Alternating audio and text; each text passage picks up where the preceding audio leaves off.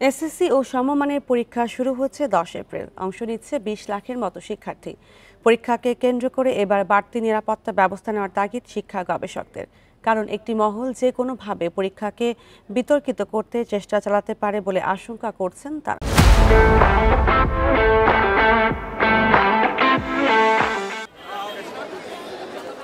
স্বাভাবিক শিক্ষাসূচিতে ফেব্রুয়ারি মাসে শুরু হয় এসএসসি পরীক্ষা, কিন্তু করোনার কারণে 2020 সাল থেকে নির্দিষ্ট সময়ে তা শুরু হচ্ছে না। এবছরের এসএসসি পরীক্ষা 10 এপ্রিল থেকে শুরু হয়ে চলবে 10 মে পর্যন্ত। এরই মধ্যে ফর্ম পূরণ শেষ। আমাদের এই পর্যন্ত যে প্রস্তুত থাকার কথা তা কমপ্লিট, মানে প্রশ্ন প্রণয়ন, ফর্ম ফিল আপ, প্রশ্ন প্রণয়ন, মডারেশন, তারপর প্রশ্ন প্রিন্টিং বিজি প্রেস থেকে, সেই প্রশ্নগুলো সব স্থানীয় পর্যায়ের যে ট্রেজারি ডিসি অফিসে একটা সরকারি কোষাগারে ওটা পৌঁছে গেছে।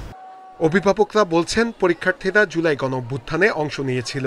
এরপর স্কুলের পরিবেশ স্বাভাবিক হতে কিছুটা সময় লাগে, তারপরও পুরো সিলেবাস শেষ হয়েছে। আশা করি সুন্দর এবং সুষ্ঠুভাবে পরীক্ষা সম্পূর্ণ হবে।